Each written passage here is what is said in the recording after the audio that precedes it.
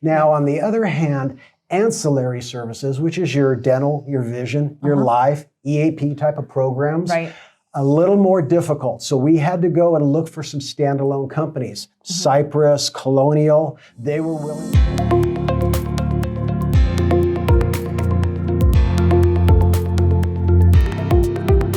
Welcome everyone. This is Jennifer Felten with Relaw Green.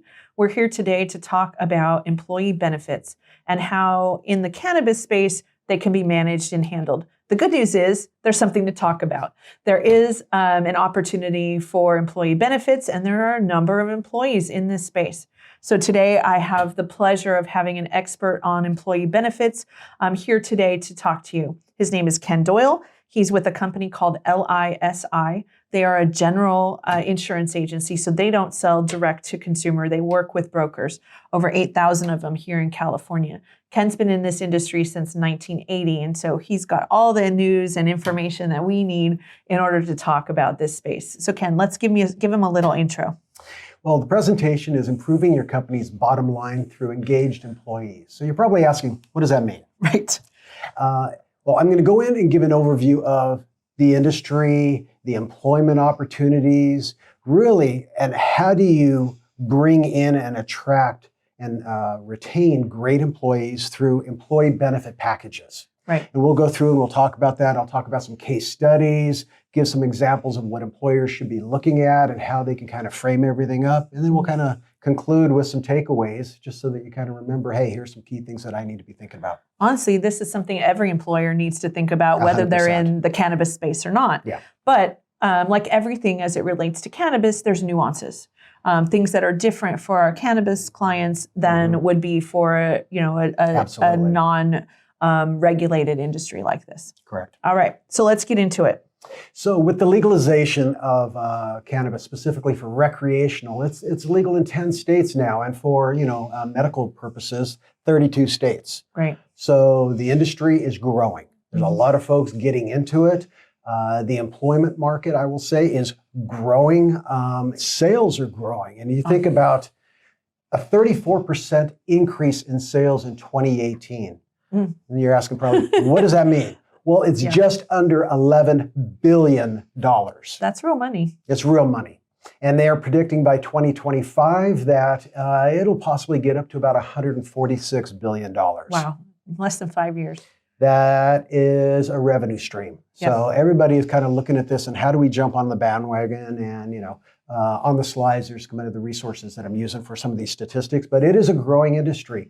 And currently right now, it has about 211,000 jobs for full-time employees. Okay.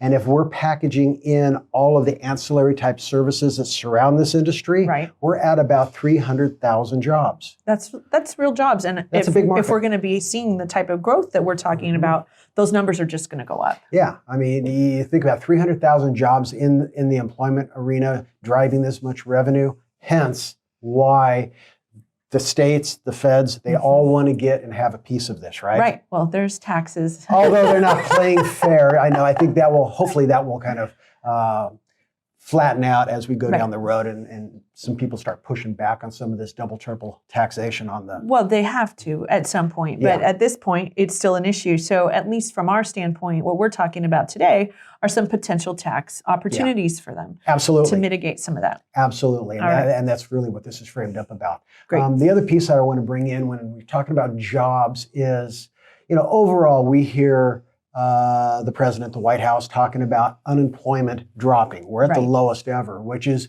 good for his statistics and across the nation. But for an employer, it makes it a little bit more challenging. And if we went from 5.3% to 4.9% unemployment rate, your market of hiring good talent gets a lot smaller. So we're going to talk about how do we frame that up in a very competitive market to attract the right employees. Correct. Yeah, I mean, I can tell you from our business model, finding good employees is still a challenge. It is. Always is.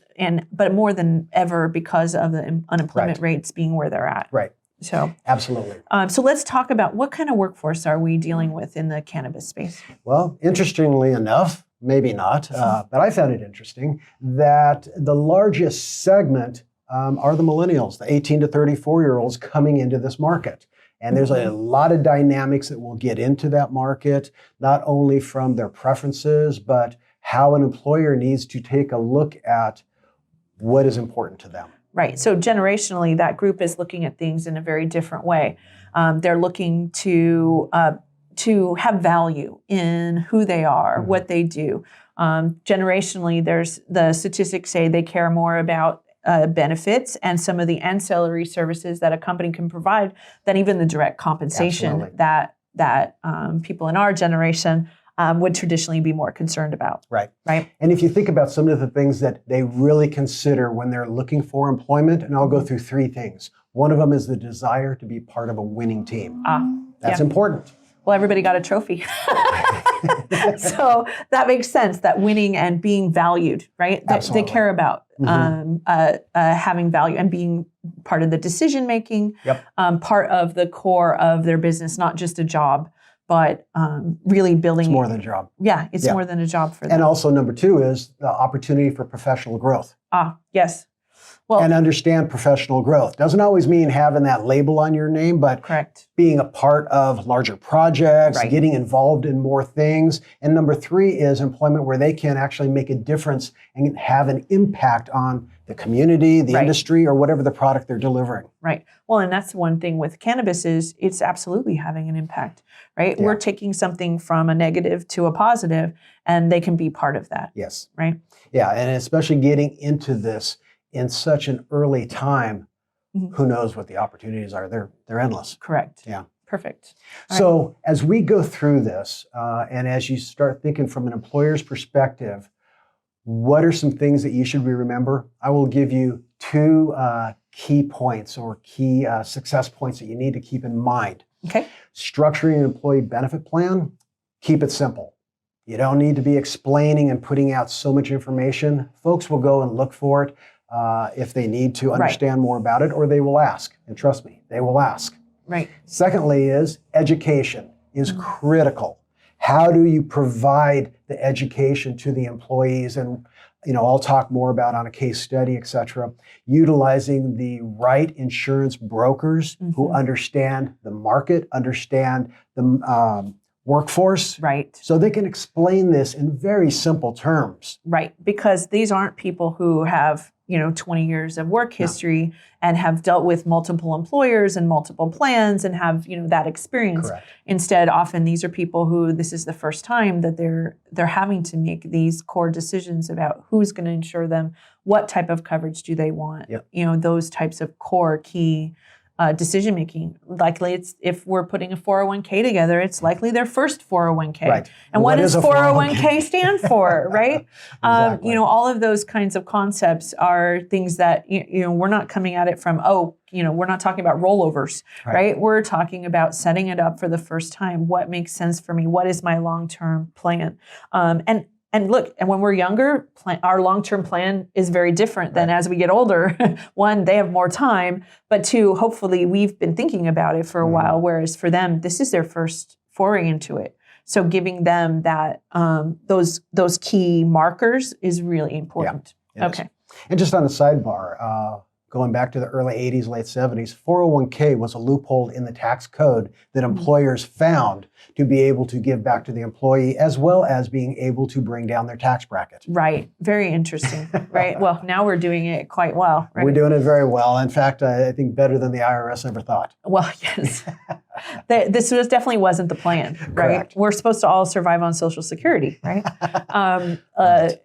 Since that doesn't work, exactly. Having these opportunities to save and plan is very important, but also helping a young person understand what that means. Correct. As we get older and start analyzing our mortality, those are things we think about a lot more than when we're young and think that we're invincible. Yep. All right, so let's go a little deeper into this and talk about a real example, some real information about what kinds of things we're going to be trying to put together to support our workforce. Good. Well, let's first discuss what is an employee benefits package. And there's four major components. There's a lot more than the four, but the major components are your medical benefits. Okay. You have life insurance. All right. Disability, and retirement products. Okay. Those are the Perfect. four. And you can get into the ancillaries and stuff like that for the dental, et cetera. But those are the four major points. All right. Now, when you look at a ben admin system this day and age and delivering a benefits package, you need to understand what kind of a benefit management platform would I be using? Because understanding that the workforce is primarily millennials, you're not going to be sitting down with a stack of paper and say, hey, let's thumb through all of these pages and sign this. I mean, that is yesterday.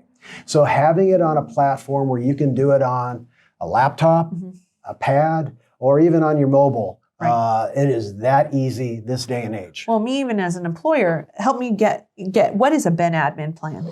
So think of it like any type of an app out there. Okay. Microsoft Outlook, for example. Right. So in Outlook, you can go in, you have contacts, you have emails, you have various components within the system. Right. A Ben admin system has the same thing where you can go in and you can take a look at what are my benefits, Okay. who's on my plans, and kind of drill in. You can do the enrollments on this platform, and it sends it over to the carrier and keeps it completely synced. Okay. They also will sync with payroll systems, All right. HRIS systems, compliance systems, so it keeps everything together all in one spot, almost like an infonet or some type of a workforce platform. So providing a place for the employer to go to manage things as well as the employee Absolutely. to manage their own And pieces the as well. HR team, whoever may be structuring it, whether it's on-site or off-site, they could have access to specific areas, and Got you it. can kind of allow who gets access to what. Okay. Perfect. So, those are key things. You can lay out a variety of plan choices on there. Everything's dropped down, especially during enrollment meetings where you can kind of pick and choose. I want this, Right. who's on it, HR from the employer side, or depending how big the employer is, it may be them or their broker helping them out. Right. Just send an email to the employees. They open it up and they go through page 1, page 2, page 3, a few pages through, and they just select Right. everything that they would like to have. Got it. So, And it calculates it right on their screen as to here's your benefits. If you want to do a drop down to drill in, right. Going through this whole thing. So it makes it very easy. And you can even attach 401ks to the plan. There's a Okay. lot of things you can bring into a Ben admin system. Making them user friendly and Very. tech savvy, right? Yes. You being able to access them on your mobile devices, things like that. And it's a one-stop shop. That's key. Yeah. So you don't have to go here for my 401k, here for my benefits, here for my dental. How many logins do I have to remember? It's Right. all in one spot and it keeps it contained. So that's kind of key. Right. Perfect. And so again, we're in those four major areas: medical, life, disability, and retirement, and finding ways to Those are the big buckets. to pull those together. Yep. Okay. So now if you think about what happened back basically in 2008 and moving forward, especially in the small group arena where most cannabis companies are going to be 100 or less employees. Right. That's where you're going to find probably 98% of them. So they fall under ACA or the Affordable Care Act Okay. or Obamacare or whatever you'd like Right. to talk about it. Right. And most of these plans are standardized. They have 4 metal tiers. You have a platinum, a gold, a silver, and a bronze plan. Okay. Now you can have a number of plans, choices within those metallic levels, Right. but those are the brackets that they fall into. Yep. So initially you're going to say, well, how do you get creative on that? And we'll drill into that. We'll talk Right. about that because the key piece about a good insurance agent being able to talk to the employer, understanding the employees is how do we get creative on the packaging of the benefits? That makes sense. And you can have a variety of plans within an offering, which Okay. is critical. One of the things that will really change the dynamics of how plans work are their networks. Okay. And ACA created what was known as narrow networks because right. you really couldn't change much in the pricing in these tiers, Okay. but you could change a network where you could have a full network, which you have all physicians in it, Okay. or you could have what they called a narrow network, and some even came out with slim networks where in some Okay. areas you'd have 5 doctors available in a 40-mile radius. Oh, wow. Not a lot of choice. No. So over the years, the carriers have gotten a lot better at kind of crafting networks that work based on arenas and plans, and the broker will know exactly how do I educate the folks involved, Right. how do we pick the right plans for the right folks, and having the network that they need. Well, and there's going to be factors that go into that, where they're physically located. Correct. What availability is there for a network where they're at, what type of options and opportunities are going to make sense. So having a broker who knows the area, critical. And then knowing who the clientele are, putting those two pieces together. Yeah. Right. I mean, if you're located in downtown San Francisco, LA, Orange County, obviously the choices are going to be larger. Correct. But if you're in the high desert, somewhere, up in Shasta, California, your choices get a little slimmer, or the type of product is going to differ quite a bit. Correct. Because that's the availability changes. Yep. Right. The other key piece to this, like I said, is having an online system, the Ben Admin, the HRIS tied together, so it makes it easier to communicate with the employees. It makes, whether you're doing an online enrollment or a face-to-face enrollment, it makes it so much easier to administer that route. Right. Well, and with a younger workforce, they're much more comfortable working with a device than they are, looking at paper. They're environmental. They don't want paper, right? So the reality is, all that paper is confusing for me, let alone for someone who's younger and is much more comfortable in a tech environment. So we're looking at young people who are interested in doing things from a tech standpoint, having it readily available and easy to use and interact with, right? And and I'll make this one caveat, especially for some of the business owners who may not be that millennial, even for myself, to learn some of these systems, the online solutions that we're talking about, it is pretty easy, especially you have somebody good who understands it, and you don't have to learn every single bell and whistle. What do you need to get through this? Knowing how to use the things that you use and need for your business. Right. And I always say, are you in the business or are you on the business? Correct. Well, there's folks that need to be in it, and there's other folks that need to be on it. Well, that's it. The owner, the HR department, whoever it is, needs to be on the business, managing, controlling. Whereas then the employees are in the business and getting the benefit of being in the business. Correct. Right.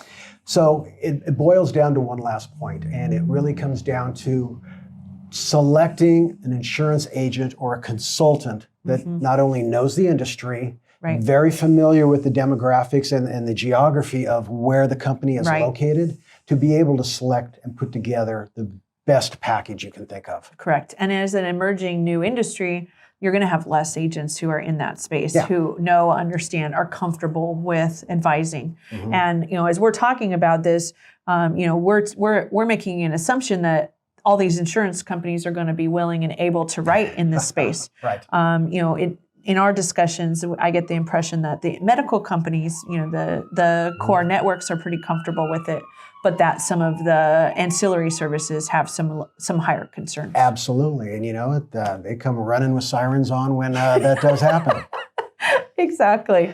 All right. So let's talk about a real example, a client of your company that is in this space and how you were able to provide a solution for them. And we've done a number of cannabis companies over the last couple of years now. So we're getting to be experts at this as to what works, what are specific carriers looking for, and what are banks looking for. Right. So I'm going to give you this example. The names have been changed to protect the innocent. But this is a company that's based out in Adelanto, California. And if you're not familiar with Adelanto, well, it is a very large cannabis growing area. It's the high desert out by Victorville. So a lot of open space. Got it. But being in the high desert, there's unique things that you need to think about. Networks, going back to that aspect. It's not a hub for all HMO. It's definitely a PPO environment. But with this company, the company we'll say is called ABC Scientific Labs. So when we looked at the company and knowing what are kind of the red flags, if you say you're in agriculture, cannabis, you're going to probably raise some red flags. There's different ways to create the SIC or form the company around a different SIC code within agriculture. But this company used ABC. It was the three owners' last names, Abbott, Baker, and Campbell, for the purpose of this. And they created Scientific Labs, which basically what they do, and found an SIC code that worked perfectly for them. So being in that production piece of it versus in the direct sales or growth of the cannabis product. Absolutely. So it didn't raise red flags with banking to set up bank accounts to get payroll put in place. It made it so much easier. Because that is a hurdle that is going to have to be overcome for these companies. Your average insurance network is not going to take cash when you go to make the payments. Right. Payroll is not going to be done in cash. All of these things are going to have to be set up in a functional system in order to properly get the payroll benefits program to work on the back end. Yep. And to have all the pieces in play where you are a legitimate company, you need to kind of follow all the guidelines and structure it appropriately. Correct. So that you can take advantage of as many opportunities as available. Well, and that is where the need for proper representation comes in from the insurance side, from the legal side. These companies need to be having proper formal entities. They need to be set up right. Their structures and procedures, their accounting, dealing with an accountant who can properly itemize their expenses so that they're in the right categories.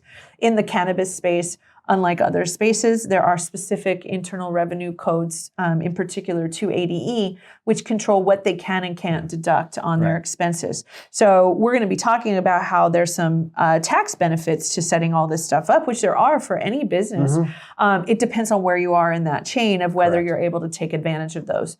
So it's something that you absolutely need to be talking to a professional in that space in order to get the right guidance on what you can and can't do for your particular business. Correct. Okay. So getting back to the case study. Yes. This group was about 56 employees.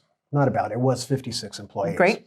But the unique thing about it was 80% from a demographic perspective were 25 years old. Wow. Yes.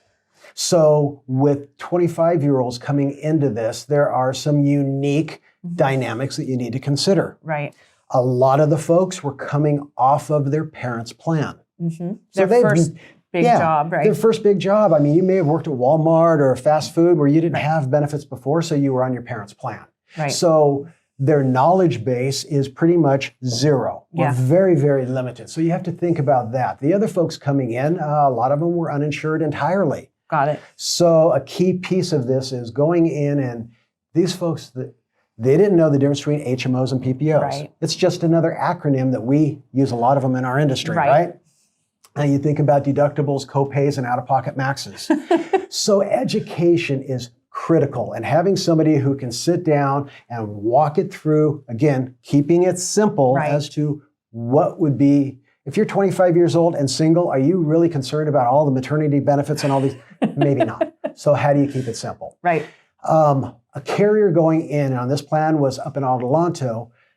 Blue Cross and Blue Shield, or Anthem Blue Cross and Blue Shield, have very large networks, and the PPOs are very, very popular. Right. So that was one direction that we considered for this to present to the employer, as well as the brand recognition. You can go anywhere in the U.S. If you're traveling, you can use the Blue Card, and a level of comfort. Absolutely. Very important. And then with Anthem, they are, I'll just say, a little easier on the underwriting to get the group approved in the cannabis industry. Got it. So some things to know.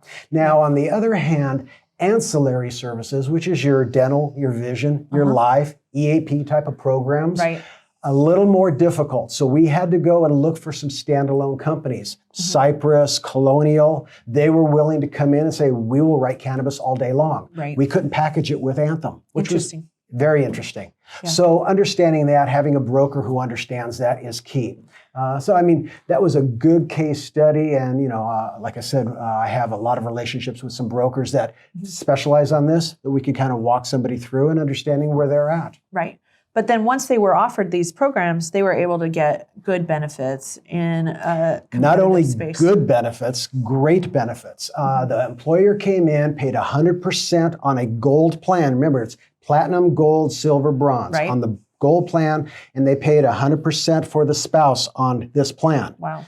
If there was a spouse involved. There were few spouses, so it was just a nice offer, right? And it looks good from a company perspective.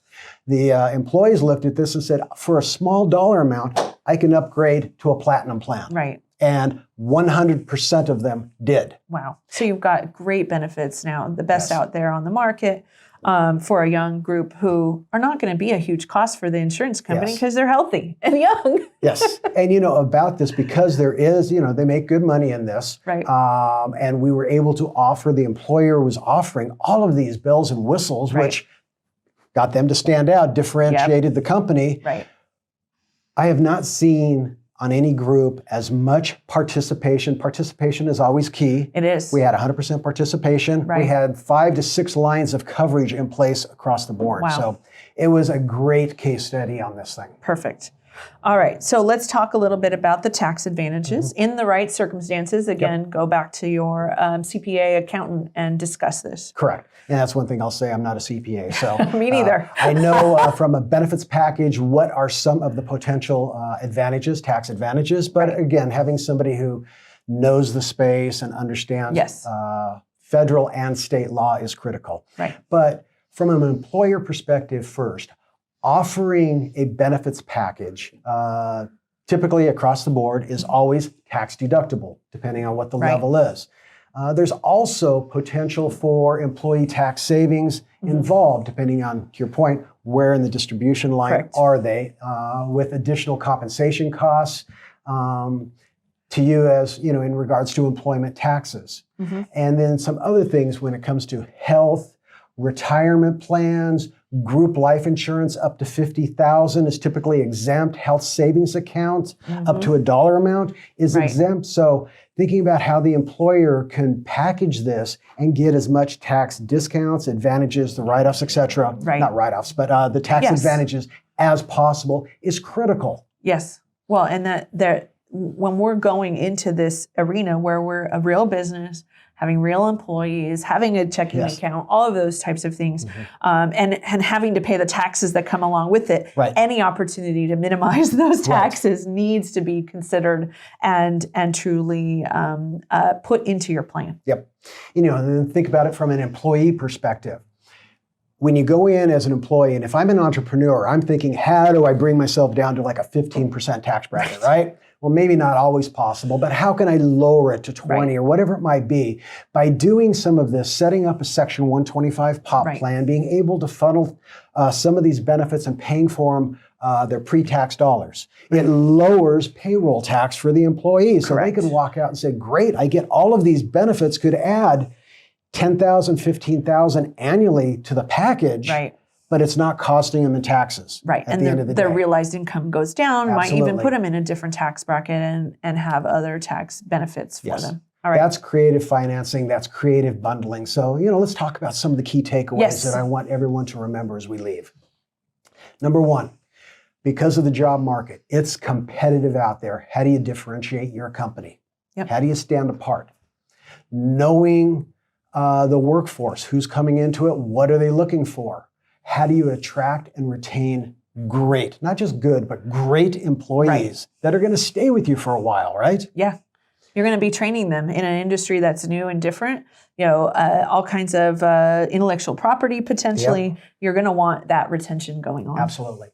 And then at the end of the day, from an employer's perspective, I always want my employees to show up. I want them to be healthy. I want them to be happy. I want them to be engaged and stuff. So think about how do you bring in wellness plans, the EAP plans, et cetera, that you could build into this to keep your employees happy, to give them the education on how to use services, et cetera. Proactive versus reactive. 100%. Absolutely. And at the end of the day, as an employer, this could improve your bottom line. Not only financially, but having employees engaged in the company, talking about your company to other people. That's viral marketing, and you can't even buy that. Correct. And everyone's on a social platform. Especially young people. If you're on a social platform and they're posting and they're engaging, that is great for your employee. Correct. Yeah. Well, that Glassdoor, right? We want positive Glassdoor reviews, not negative ones, right? And then at the end of the day, the tax laws were written for entrepreneurs, for small businesses. So take advantage of it. There's nothing wrong with it whatsoever. So just understand it, work with a good CPA, get great advice from somebody like yourself, right? As to how do they work within the system to take it to the next level, save the money, engage your employees. Perfect. Yes. Oh, well, thank you so much for taking your time to give us this great information. Tell us a little bit about how people can reach you if they have additional questions. Absolutely. I'm easy to find on LinkedIn, and you'll probably find it on the slide here. But you can call me on my office line, which is 818-518-2088, or my email at kdoyle@lisibroker.com. like I said, I work with about 8,000 agents throughout California. We don't work directly with the consumer. We engage with them, but what I always recommend is I can connect you with a top broker in your backyard or 2 or 3, vet them out, start the dialogue, and if it's just simple questions, feel free, ping me, and I will be more than happy to answer whatever I can. Perfect. So thank you for taking your time to watch this webinar. We here at ReLaw Green are so happy to be able to provide you this information. Please pay attention to our website and our social media where we'll be posting more interesting and hopefully helpful information for you and your cannabis business. Thank you. Thank you, Jennifer. Thanks. Appreciate it.